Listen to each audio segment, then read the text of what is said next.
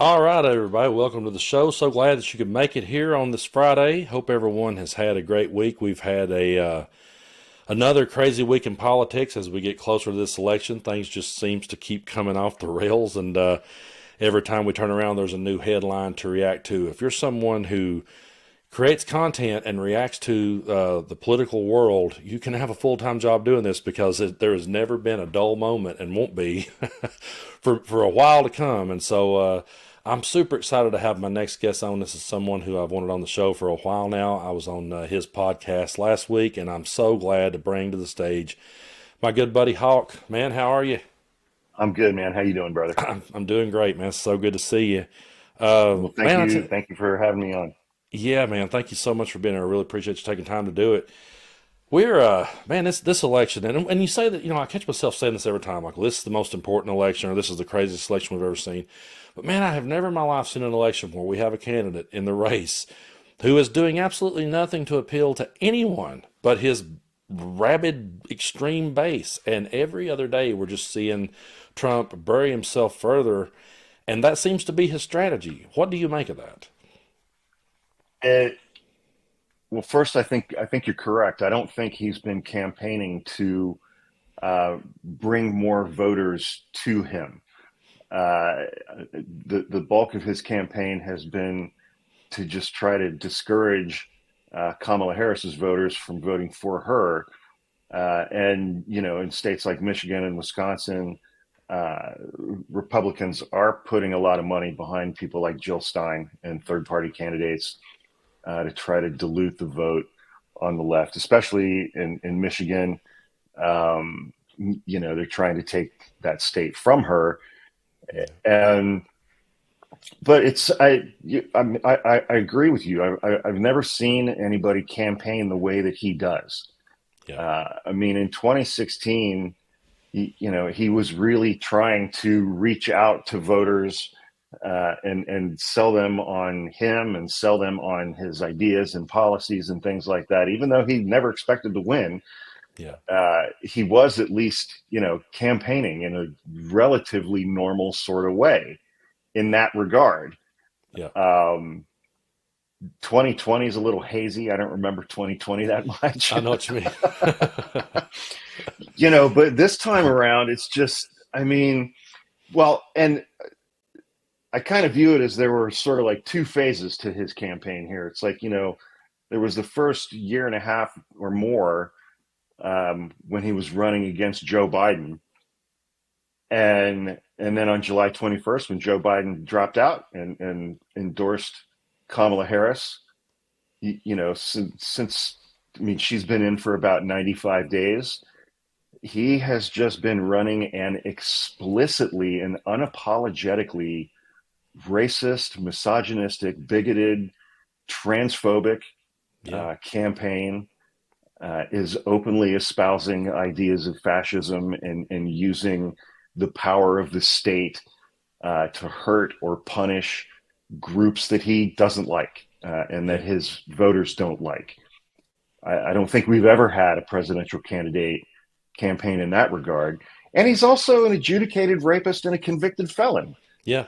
It's And just like, and what's so crazy about it, man, is that, like, you said all of that and we forgot to add that. You know what I mean? It's right. like that's one of those things that should have been like we should be saying right up front, but we've had so much Yeah. happen. It's as though we've almost become numb to everything that's happened, and I fear what's going to happen going forward. Uh, we've been through so much that I feel like we've become numb to so much of it that we don't. That then we go, oh yeah, by the way, he's a convicted felon. That right there should have been disqualifying. That right there should have Right. been the end of it. But Right. so much has happened that here we are, and we're this close, and you never know what's coming next. I mean, I used to see headlines that involved Trump, and I would give him the benefit of the doubt, and I'd go, "That must be satire. That can't be real."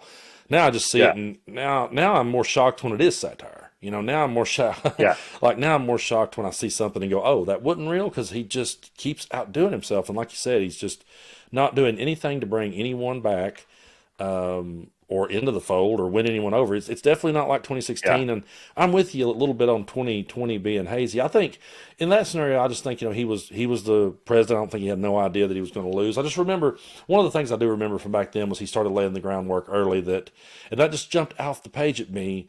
Like, because I'd never really heard someone say, if I lose, it's because it was rigged. And he started sowing those Hmm. seeds. And then, sure enough, when he lost, he said it was rigged, and now he's been doing that for the last 3.5 years. Yeah. And almost every single person who helped him try to overturn it has been charged with felonies, Yeah, and including six of his own lawyers. yeah, and you've been a lawyer for how long now? A little over 25 years. That's yeah. So I mean, and we were talking right before we came on the show. We were sitting here talking, and you've been a lawyer that long, and yet you have people in the comment section and in TikTok videos telling you don't know anything about the law. And I mean, Yeah. they have so much confidence, man. They really do. They have so much confidence, and he's gave them so much confidence that they don't have to have any facts or any evidence for anything. They can just look at a lawyer of 25 years and say, "You don't know the law, I do, because I heard it on Facebook." Yeah. I was on a live on TikTok last night with some of my friends who regularly bring up Trump supporters, like one or two at a time. And there were two guys, uh, one of whom was an immigrant, and the other was a guy who had graduated from high school. And they spent 45 minutes. We were talking about his civil case that the New York State Attorney General, Letitia James, had brought against him, and they were telling me that it's already either been thrown out or it's going to be thrown out because of the appellate court argument. And they were telling me everything that was wrong with the law in that case and all of the improper things that the judge did and all of this stuff. And I was just like, that's just not the way this works, man. Yeah.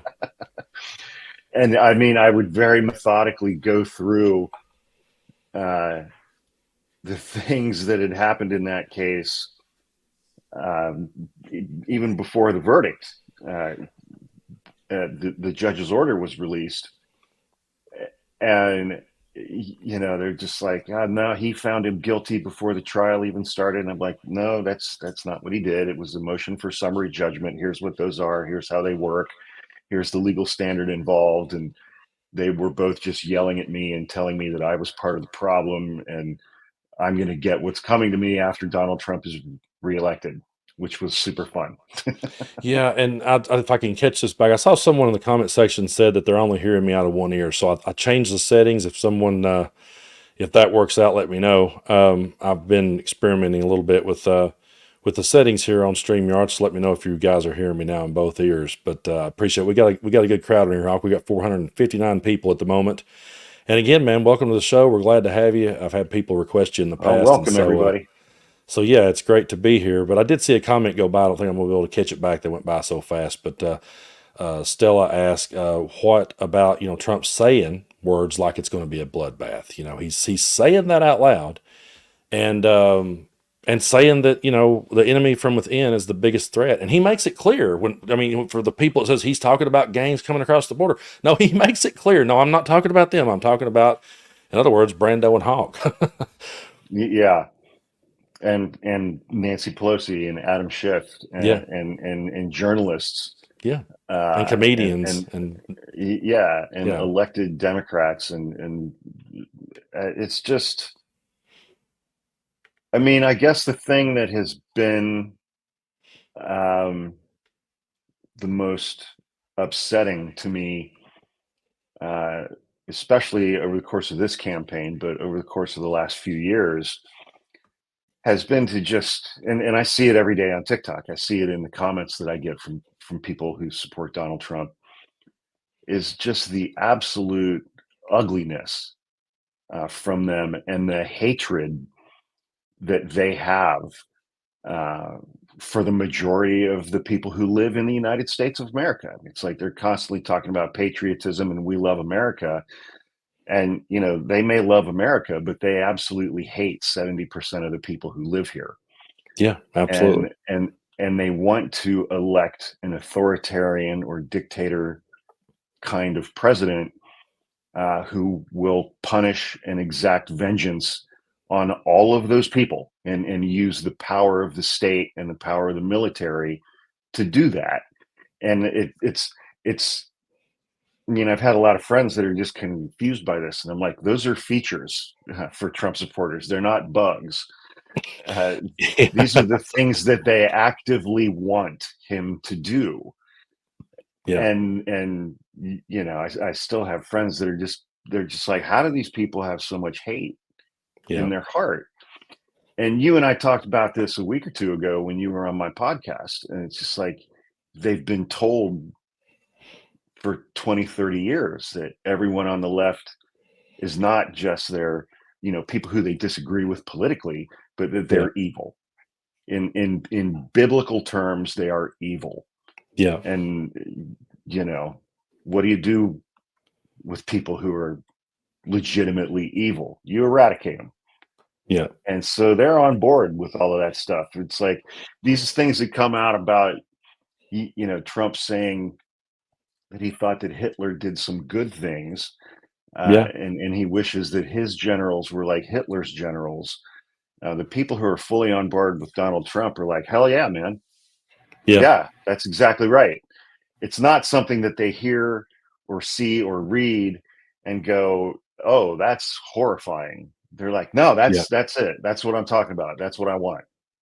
Yeah, it's crazy. And I honestly believe, especially considering where I'm from, and I just really believe that religion had a whole lot to played a big part in that, especially in my part of the world, because we talked on your show before and a little bit before we started tonight about, around here you hear ministers preach politics unapologetically from the pulpit, and they tell you straight up to vote Republican. They don't even, and they do so. I mean, there's a rant out there from Donnie Swaggart, who's the son of Jimmy Swaggart, and he's calling out the black church, a white guy calling out the black church about endorsing Kamala, and he's like, you guys, are endorsing, the gays and the transgender and every evil in the world, and according to their religion, they believe that all of that sin should just be destroyed in hellfire, and so I think it just plays right along with this. I mean, when people are brought up to believe that stuff and told that, these people are the enemy. My mom has always been a Democrat, always voted Democrat, always been very progressive her whole life. And she's a believer at the same time, but she doesn't go to church because in this part of the world, she's not made welcome. The minute wind gets out that, hey, she's no longer welcome there. And I don't think people, I've talked to a lot of people from other parts of the world. You're out in California, and which I know you grew up in Ohio, right? Yeah. Yeah. So, you kind of got an idea of what I'm saying. It's like, some people in other parts of the world looks at the South and goes, what? They talk politics from the pulpit. I'm like, yeah, they do. And then I think, all the hatred that's preached from there, Donald Trump latched onto, and he doesn't have to, he's actually said out loud that he's never asked God to forgive him and doesn't see why he would. He actually said he didn't bring God into that part of his life. And that's so funny to me, because the ministers I used to sit under said it was a requirement that I bring God into that part of my life. So it's just crazy that's where they're at with it. It's like I didn't really grow up in the church. I mean, we went occasionally, but it's like even I know enough where within the ideals or ideas of Christianity, if you're approaching it from a perspective of I've never done anything for which I need to ask God forgiveness, it's like that's sideways, man. Yeah, I know. I mean, that is seriously sideways. Yeah, I was telling my dad the other day, I was like, every church in my part of the world, everyone around here, no matter what denomination they are, no matter what, they all end the service with an altar call. It's come up here and get right with God before you go home, and give your heart to Christ and bring him into your heart and ask him to forgive you and tell him you won't do it again. And that's my whole thing with Trump is when they try to compare him to people in the Bible and they'll say that, he's like King David or the Apostle Paul or whatever the case may be.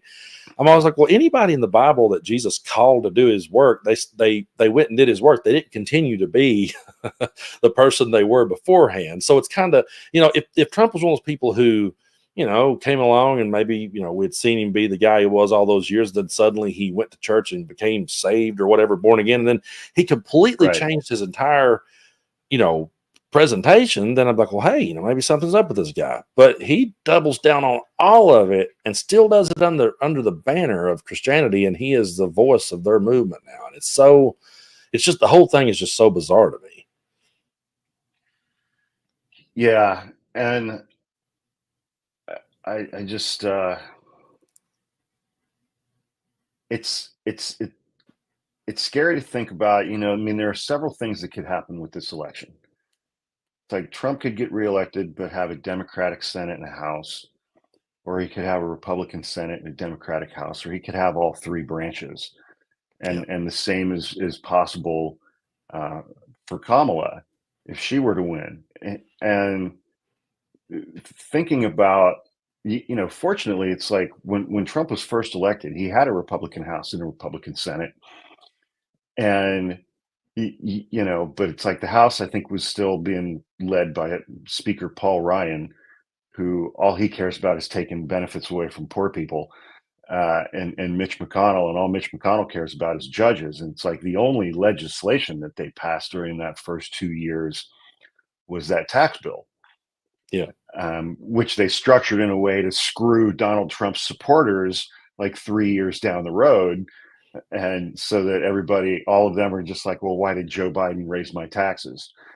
And so there was a novelty to the office for Trump, along with an incompetence uh, relative to the office, relative to, there were a lot of adults in the room that kept Trump from doing the most egregious, illegal, unconstitutional things that would pop into his head.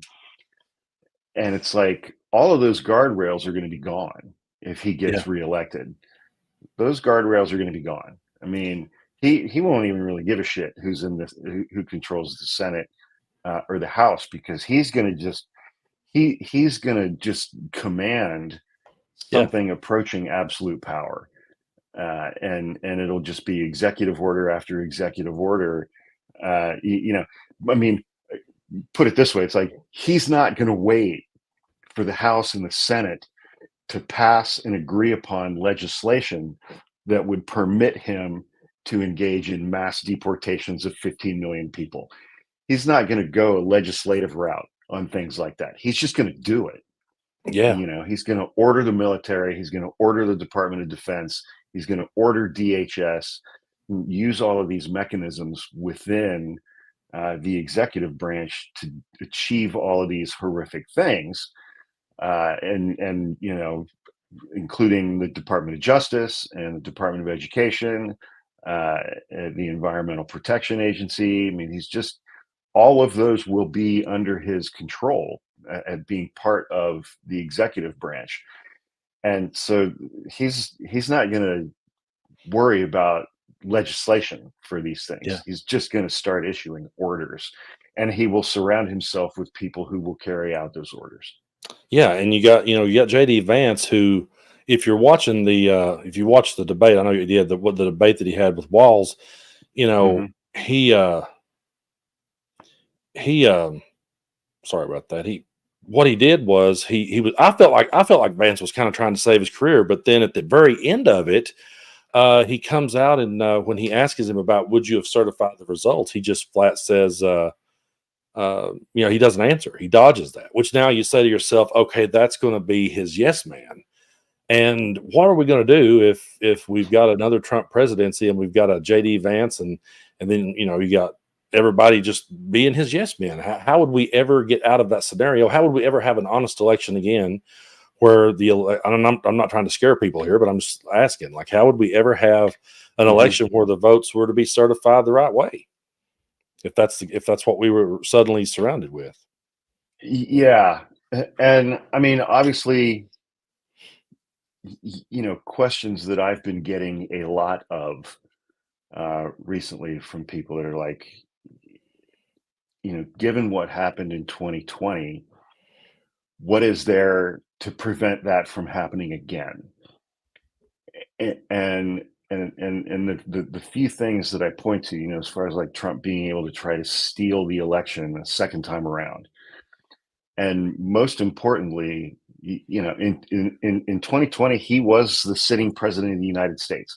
he had control over the entire executive branch. And he had a lot of people surrounding him who were trying to help him overturn the election results. And even with all of that power, he couldn't get it done. Yeah. And he's not the sitting president this time around. He won't have access to anything within the executive branch this time. Mm-hmm. And, which will leave, between election day and inauguration day, he's going to try to get the House of Representatives and Mike Johnson to do some things to help him out.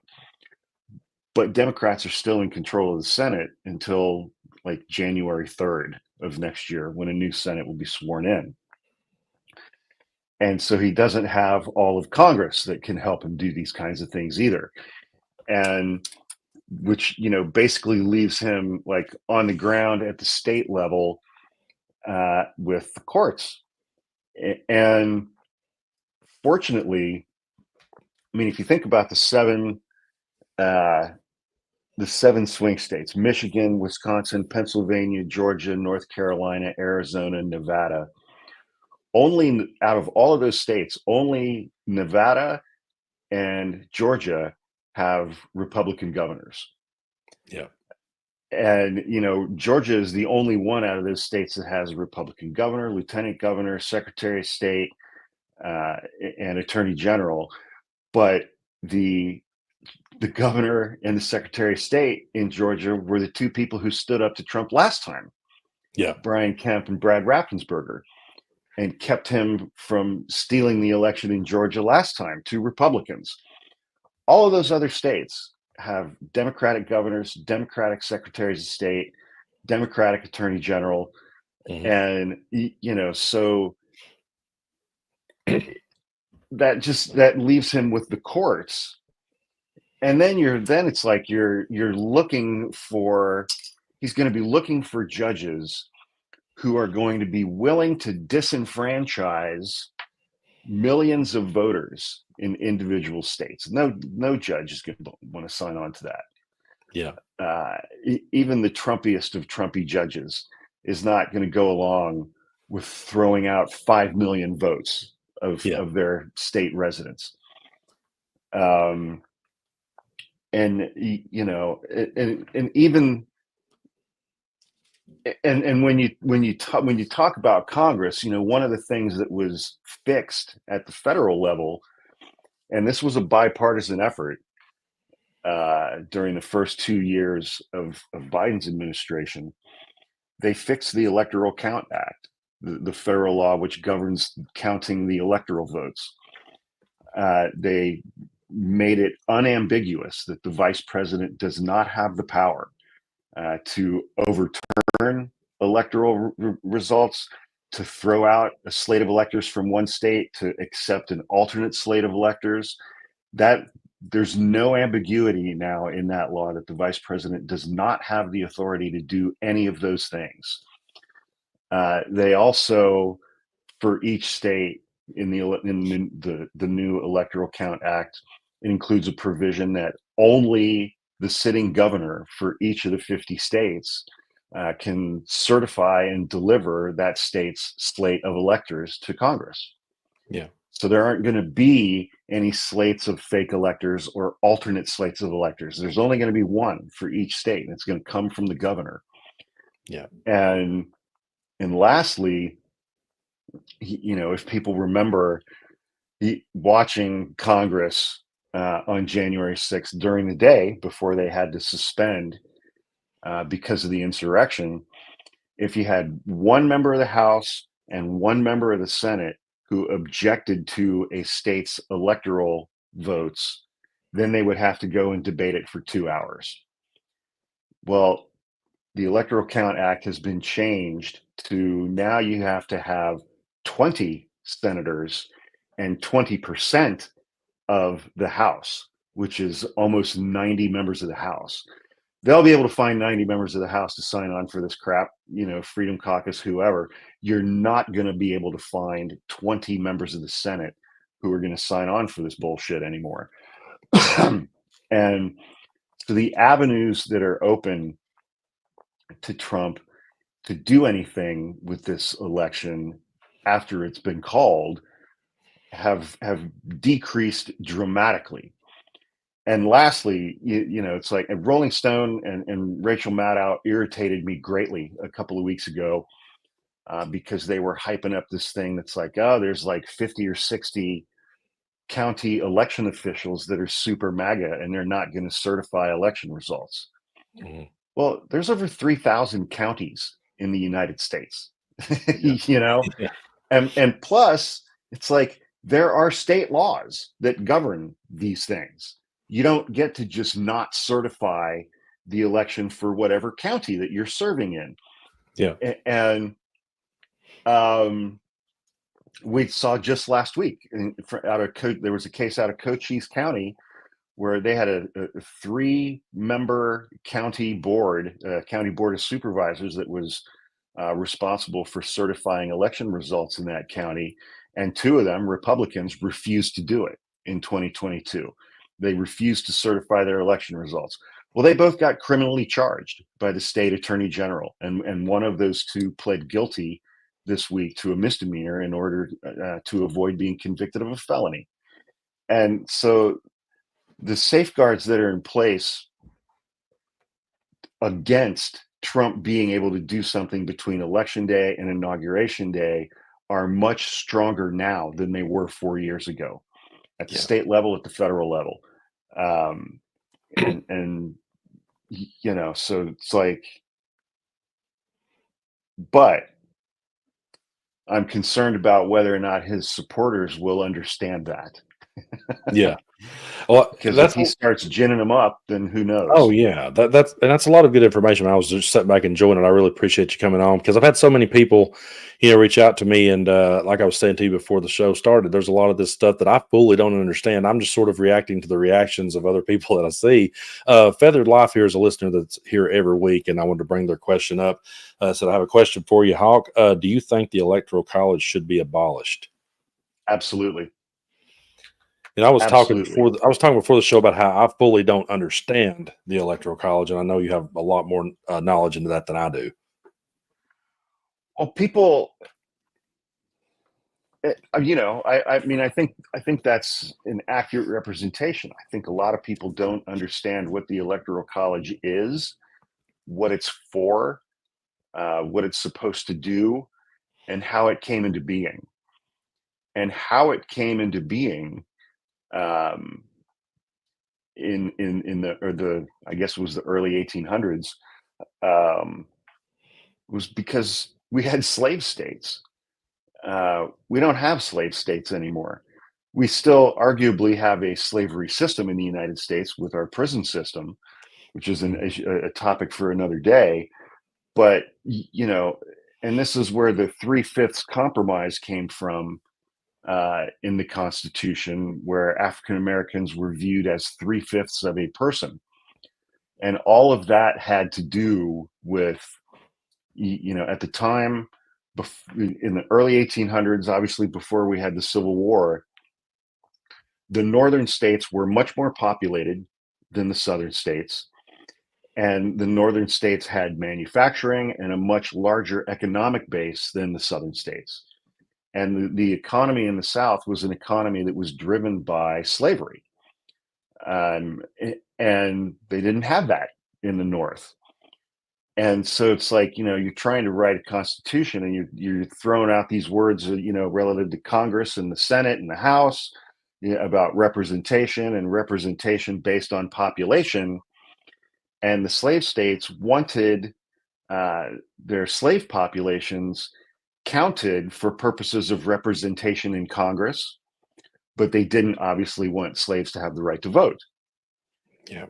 And so when it came time to like figuring out, how were we going to elect a president, given the population advantage that the North had and the lack of slavery, the Southern states were very, very concerned that that would just mean that every single president that we would elect would be someone from the North who didn't like Southern states and didn't like slavery.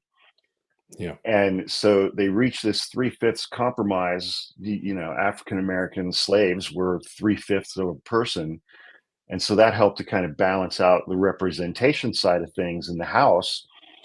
Um, but then so it's like currently there are 435 members of the House, there are 100 members of the Senate, but the number of electors that we have are 538, and those are distributed among the states based on population.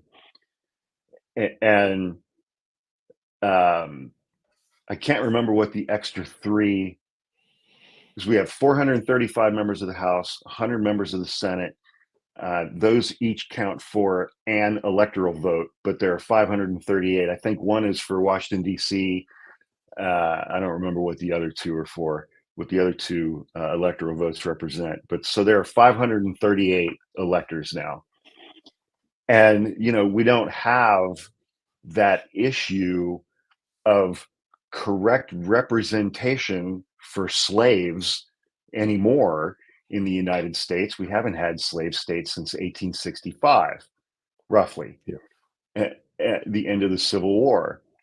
And, I think, but again, it's like you get it in some ways it works out a little bit like the Senate, where it's like every state gets two senators regardless of what their population is. And so, Yeah. California has 40 million people, two senators. Wyoming has 600,000 people, two senators.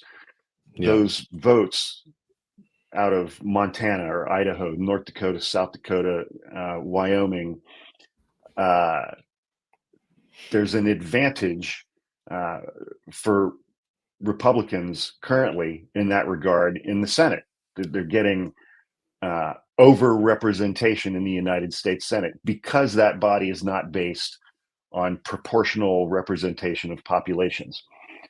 And so it's like, because a state like Wyoming gets two senators, even though its population only qualifies it for one member of the House, well, that state also gets three electoral votes.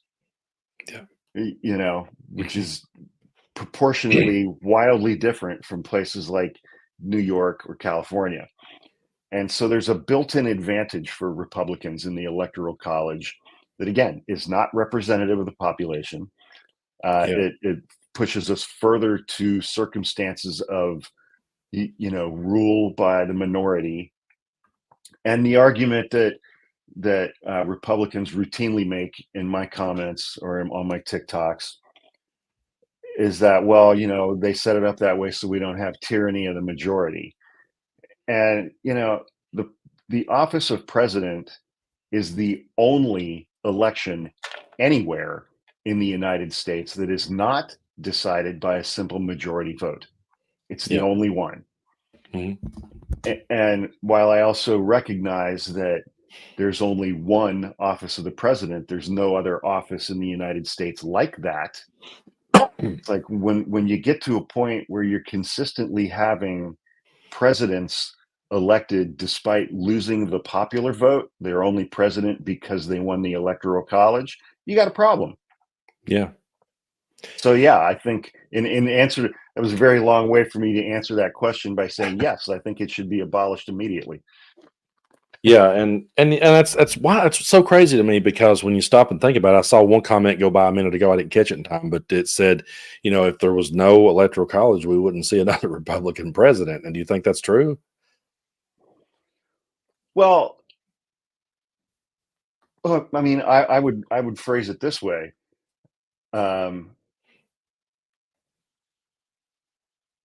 What's stopping the Republican Party from bringing their policies in line with what is wanted by a majority of American people? Great point. Yeah. I mean, abortion's a 60-40 issue in every single state. There is not one single state in the United States where the population favors banning abortion. Yet Republicans have managed to do that in 15 or 16 states. Effectively, they've managed to do it in almost 25. Yeah. That does not have the majority support in a single one of those states. Not one. in every single state where abortion has been put up for a statewide referendum, abortion rights have won, even in the reddest of red states. Hmm. And it's just like I've never really understood. Maybe it's the religion part factoring in. You know, they think God is on their side or something. I've never understood just the abject arrogance Oh yeah. of a political party thinking that they have the right to impose policies within a given state when the majority of the residents of that state don't support that policy. It's just arrogance. It's nothing Yeah. more. And now, you know, Republicans think that they have the right to do that nationwide, regardless of what the majority of Americans actually want. Yeah. And they, I mean, for the entirety of my lifetime, it's just like, you know, and it's gotten so much worse since 2008, when we first elected Barack Obama. It's just there, you know, it's increased each year. Republicans' unwillingness to be bound by elections and election results anymore. You Yeah. know, they just think they have some kind of God-given right to impose their values and their policies on the 330 million people who live in this country, regardless of how those 330 million people feel about that.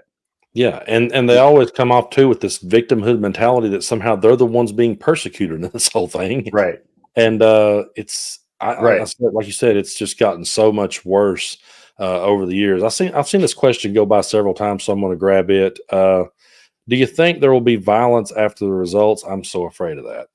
How are you feeling about that If one? if the election is called for Kamala Harris, I absolutely believe there will be violence after the election. I think so too.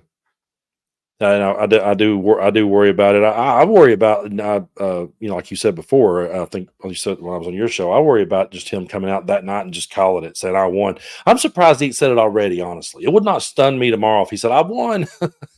I would not be shocked. Well, so two things on that. He did come out after Kamala Harris's 60 Minutes interview and said that she should be forced to concede the election right now because CBS edited her recorded interview. Even though when Trump did his town hall last week in front of an entire crowd of women, they dramatically edited his responses to questions. But I absolutely 100% believe that he will declare victory on election night, Yeah, before all the votes are counted, and he's going to do exactly the same thing he did last time. yeah, He's going to point to Pennsylvania and say, you know, because they don't start counting their mail-in ballots until sometime during the day on election day itself. They've got, I don't know, 3 or 4 million mail-in ballots right now that, because of the laws that have been passed by the Republican state legislature in Pennsylvania, election officials are not allowed to open and process and count those ballots before election day. yeah, And, you know, because there will be millions of them, that takes time. And, you know, and they have to count the votes cast on election day in person first. yeah, And Republicans vote in person and Democrats vote by mail. And, you know, so it's like when we went to bed that Tuesday night in 2020 and Trump was ahead, and then in Pennsylvania, and we woke up the next morning and Joe Biden was ahead. It's because they were counting mail-in ballots all night, overnight. yeah, And, you know, I think the phrase that people had used is it was kind of a red mirage when they went to bed. And then everybody and it also couples with the fact that, you know, I think a majority, I I'll get in trouble when I say this. I think a majority of the people who make up our electorate in this country, through no fault of their own, largely are just fucking morons. And they don't take the time to read anything, and they don't take the time to understand why that is in Pennsylvania, why the ballot swung like that.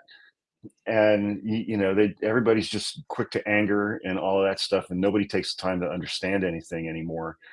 yeah. um That's another Yeah, good question on the it's a good screen. question. Stella brings this point up. Will Trump be immune if he causes another insurrection? Let's say he loses, causes another one. Once, I mean, the Supreme Court has gave the president immunity for official acts, but not a not a contender. I mean, Exactly. Exactly. so And he wouldn't be immune. Right now, Donald Trump is a private citizen. Yeah, And if he causes another insurrection, he will be prosecuted as a private citizen. He holds no office right now. yeah.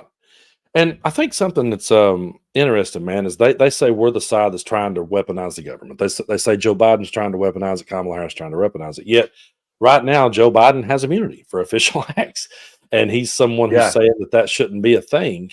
So I don't understand their logic in thinking that Biden is out, because right now, I mean, if he wanted to deem something an official act, he could and go for it. Um, but Well, yeah, what has Joe Biden not done this year? What has he not done this year? He yeah, has not pardoned his own son, who was exactly. recently convicted of felonies. He has not pardoned New Jersey Senator Democrat Bob Menendez, who was just recently convicted of 18 felonies for bribery and all of that stuff. Both of those people are Democrats. Joe Biden has absolute power to pardon both of them. He hasn't pardoned either one of them, including his own son. Yeah, that's a great point. And I got to bring this up because I didn't even notice this, but a minute ago she accidentally said resurrection, and I read it as insurrection. I read it the So right did I. way. Yeah, I was okay. So we're good. So did I. We knew Well, he won't be I immune. don't really, I'm sure psychologically I don't want to use the word resurrection and Trump in the same sentence. Yeah, exactly. Yeah. Well, folks, we got a little bit more time to go here. I'm so glad to have my good buddy Hawk on here. I want to remind everybody I do have his YouTube channel tagged in the description of this video, so be sure to go over Thank and you for that. subscribe. Go over and subscribe to Hawk. He's one of my favorites, and we found each other on TikTok. And I was out in California earlier this year. It was my first time visiting. I'm coming back next week, and I'm super excited about it, man, to be coming back out there. But it was just such Awesome, a dude. it was such a I mean, man, like for me, I said this on your podcast. I'm right here in the blood red Bible Belt, man. It's everywhere. Yeah. So you go out to a bar where I live. If you're talking politics, you're whispering to the guy next to you. And you and I were having a beer on Haight Street, and we're sitting there, and you're talking, and your voice is kind of carrying pretty loud around the room, and I'm kind of looking over my shoulder, like, "Whoa, Hog's getting away with this in San Francisco." So yeah, it was a completely different world. What was it like for you to grow up in Ohio and then go out to California? What took you to California, and what was it like when you got there, and the culture being the shift? Well, a few things. I mean, um, my parents and my step parents, when I was a kid, all Democrats and all pretty enthusiastic Democrats. And back then, you know, the second half through the 70s and the 80s and even into the 90s, you know, I mean, we had Democratic governors, we had Democrat members of the House, Democrat members of the Senate, but some Republicans too. I mean, Ohio was kind of a swing state, but more Democratic leaning. And but then it's like during the 90s is when I went to law school, and and then towards the end of the 90s is when I graduated high school and got married and bought a house, and that lasted for about 3 years. And then I got divorced, and my younger brother Falcon had already moved out to San Francisco. He got an engineering degree while I was in law school, and so it's like when everything around me kind of cratered, he was like, "You're gonna start over again, do it out here." Yeah, And I was like, "That sounds like a good idea." And so it's like he flew out, we packed up my truck and drove across the country. And that was at the beginning of 2002. And so I've been out here for almost 23 years at this point. And it's like I go back and visit. I mean, we still have a ton of family back there in Ohio, and I've got a lot of friends back there. But I mean, over the last 20 years, Ohio has turned very, very, very red, in a way that has been kind of shocking, for me. It was something I didn't really expect, but that Republicans and MAGA have really, really taken control of Ohio. Yeah, and something I've seen, and I've been told by people that lives up north that this has been going on for a while, but I've just seen more and more people in the north suddenly like adopting the Confederate flag, and I've got a lot of listeners from up there that's like, hey, we see it more and more up here, which goes against the argument that I have heard down south my entire life, which is it's our heritage. That's what we get told, and we Right. get told that from a young age. It's your heritage. And it took me a lot of growing up and a lot of learning on my own to understand that it wasn't our heritage at all. It was a small window of time that was a stain on American history. It's Right. exactly what it was. But the argument is, okay, if you say it is your heritage, then why is this racist dude from Michigan waving it? What's his excuse? It's not his I heritage. was just going to say, I was just going to say, if you're flying a Confederate flag in the Upper Peninsula of Michigan, it ain't about heritage, man. Exactly. It just isn't. Exactly, and I always point this out too when they had the thing in Charlottesville. The name of the rally was called "Unite the Right," and Mhm. people showed up with Nazi flags and stood alongside people with Confederate flags. And my whole thing to the ones with the Confederate flags was, well, again, if that was your heritage, the Nazis aren't. So, and it was a It's "Unite like, the Right" rally. if you're carrying any kind of flag and you're marching in a parade with a bunch of Nazis who are carrying Nazi flags, you're a Yeah, Nazi. exactly. You just are. Yeah. You look over and see that, and you're like, "Oh, that's interesting," and it's not a deal breaker. Yeah, you're on board with that. I absolutely agree. I mean, I tell you, that was one of the hardest parts to me. Sitting back when I watched the insurrection happen on January 6th, and I saw the Trump flags and the Confederate flags and every flag, but the American flag was probably the least used one that day. And I'm sitting Well, there they watching actually that. Yeah, go ahead. they took an American flag down Yeah. that was on the building of the Capitol and put up a Trump flag. Yes. Took an And American flag down, dropped it down to the ground, and rose a Trump flag in its place. yeah, it's so disgusting. And honestly, man, the one part that I will admit I was very naive about is I was sitting there watching that day. And I said, "This is it. This is the end of Donald Trump. This is the end of MAGA. It's over. We see them for what they are." Totally Yeah. naive, man. I never would have thought if you'd have said to me in that moment. The only thing I said to my mom that day because she was really upset about it, and we all were. But I said to my mom, I was like, "Well, at least this is the end of Donald Trump. At least this is the." I really thought it. I was totally naive, folks, and I'll own it. Here we are, And and and now he's stronger than ever, and 70% of his base still believes that the 2020 election was stolen. yeah, And I read some polling last week that 30% of the Republican base want him to use violence to get back into the Oval Office now. They want him to yeah, do it now. yeah, yeah. And It's it's it. like, if there were 71 million people who voted for him last time, and 31% of those people who want him to do that, that's like 22 million people That's yeah. who want him to use violence right now to retake the Oval Office. Yeah, and I've never heard any of them. I saw we had some trolls in here a while ago, and I saw one comment go by that they say that, oh, he wasn't talking about when he said enemy from within, he wasn't talking about political opponents. But I've not really ever heard them say that they would be opposed to that. They never say they're opposed to it. They never say, well, I would be Exactly. opposed to it. They just say, well, that's not what he said. Exactly. But they never say they're opposed to it. Exactly. Yeah. They never say doing that would be wrong. It would be anti-democratic and un-American. They're like, Yeah, well, that's not what he meant. yeah. He It's just means it about these people, not those people. it's always that, and I haven't saw any of it yet. But I think today, I don't know if it dropped today or when, or if it was recorded today or what. But apparently, Joe Rogan cracked and had Trump on the podcast. I don't know if that's aired yet or not, but I I have did not see I seen did it see a aired. TikTok video where you were talking about that, and I thought about there was a time that Yeah. Rogan said that he wasn't a liberal in any way, or wasn't a Trump supporter in any way, that he was progressive, that he was liberal, that he didn't want to help Yep. him. And here we are, this close to election, and that's where Trump is at the moment, is in Yeah. Texas. Yeah. So there was one episode of Rogan's podcast that went up 8 hours ago with him and some stand-up comedian, but the episode with Trump has not been published yet.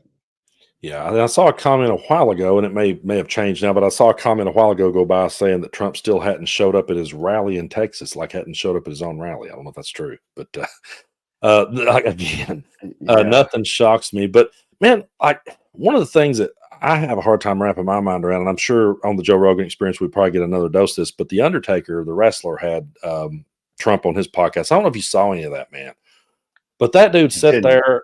Oh my god, man! I'm a big wrestling fan. Love the Undertaker, one of my favorite characters, and I had no idea that his brain was. I mean, his character is he's called the Dead Man.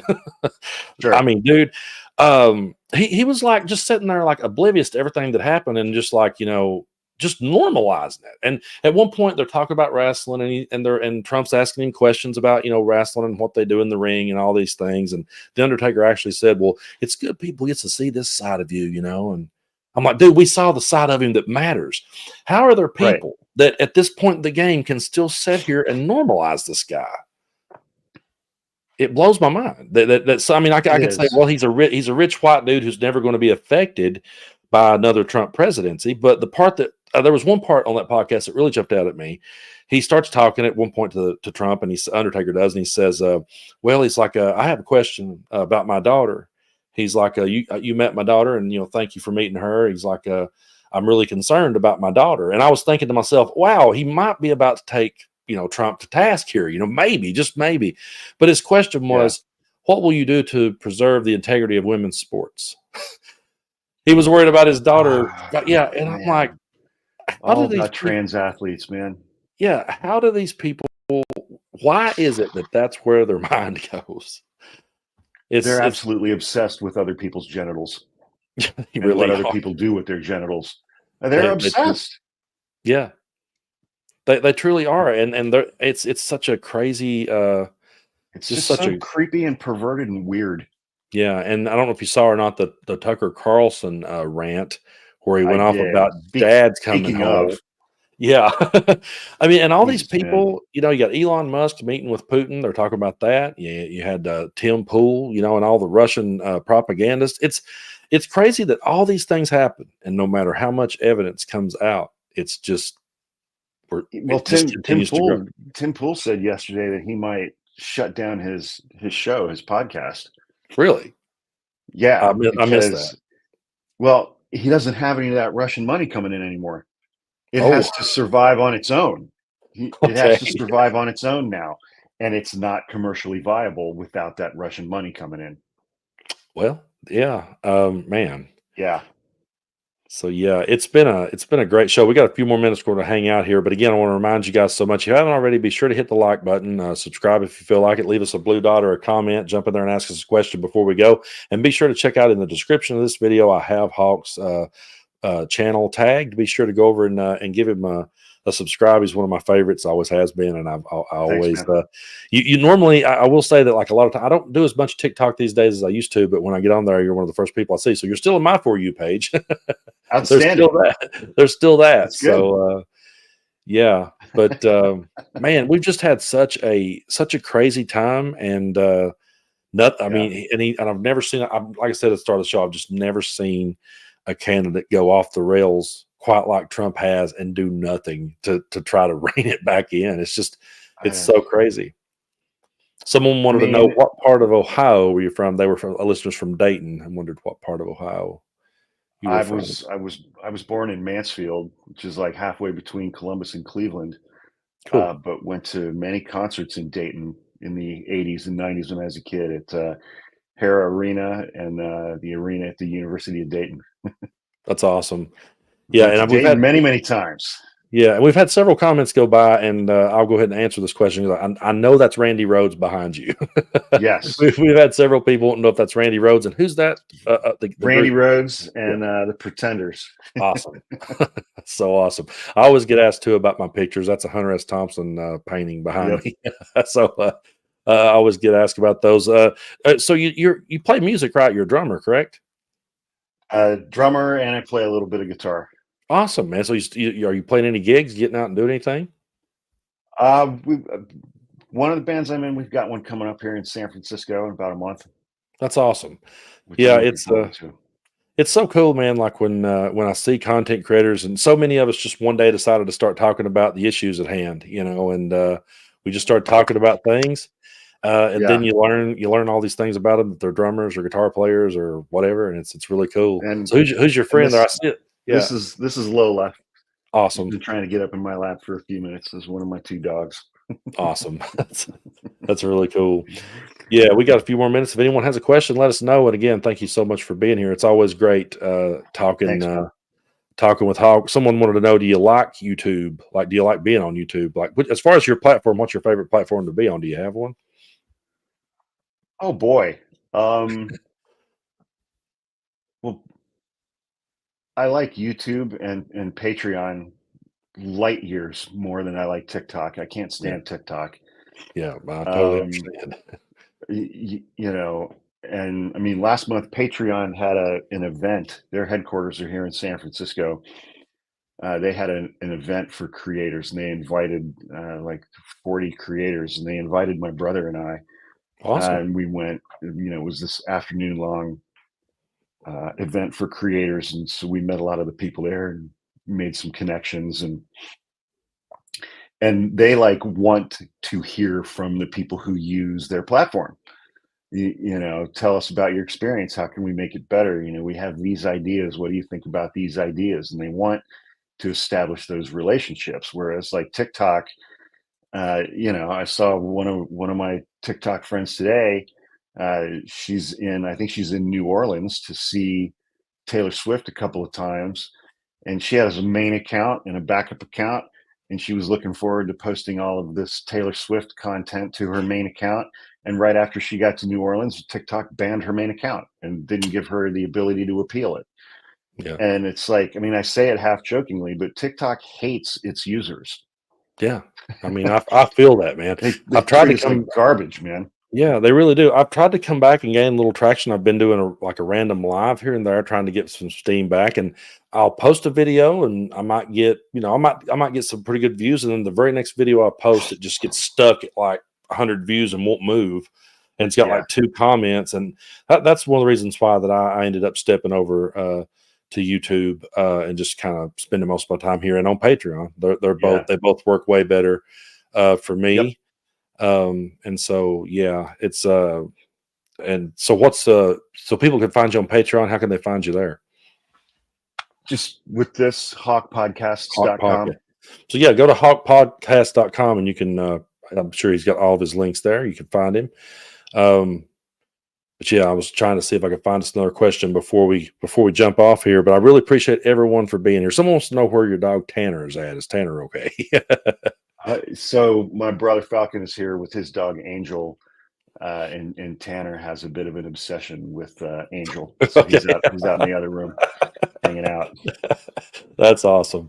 It really is. Well, Yeah, man, I mean, how are you? I guess we'll close on this note, man. How are you feeling about this election? Do you think I mean, are you feeling good? Are you, me and my mom talks about this every day, and our opinion changes. It's like anytime she asks me or I ask her, we kind of go back and forth. One minute I'm like, we got this in a bag. And the next minute I'm like, I don't know. So are you feeling good about it? Where you stand? What do you think? I feel more good than bad about it. I'll put it that way. Mm, But I'm not 100% that Kamala's yeah. going to win. We could still elect Donald Trump, Yeah. which scares the shit out of me. I think we're probably at like a 40% chance that he could win. Hmm. And I think I'd put her odds at about 60%. Um, but there's still 11 days. There's a lot that can happen. And I think that we've seen pretty conclusively, even this week, that any number of absolutely horrific things can come out about Donald Trump, and he's just not going to go below 47%, period. Yeah. His supporters don't give two shits, man. It's the craziest thing, But man. by the same token, it's like Kamala has to be flawless and then some. Yeah. And that's just the reality of the United States in 2024. It really is, man. I remember a time that George H.W. Bush just looked at his watch during the Clinton debate, and they said that was it. It's like it was That was over. that. Howard Dean screamed. He was like pumping up the people at one of his rallies, or so. Like Yeah. yeah, just screamed, Not like "We're he going to win did this." that next to a world leader or Yeah. something, you know. Yeah. And it was, he lacked the temperament. So, like, I've had people say to me, well, something could come out on Trump. And I'm like, what could it possibly be? What could possibly come out? What would it possibly take? I don't know if there's a breaking point. At this point, I don't think there is.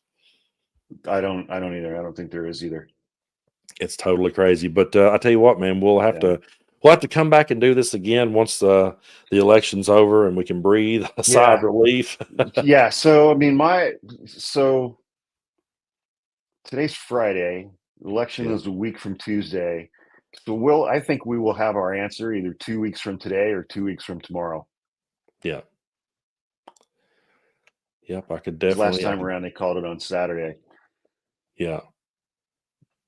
Yeah, So so I mean that's definitely it. We're going to be in for the hot, and I think after it's over, like you said, we're probably going to have to face a lot of stuff, and it's hard to tell them how Trump will try to spin it. But we'll just yep. hang in there and keep pushing forward. And again, thanks everyone so much for listening. Be sure to go over and subscribe to Hawk's channel. And again, man, thanks for coming on, and you're welcome back Hey, here thanks, man. anytime. Thanks, everybody. Thank you. We'll see you guys later.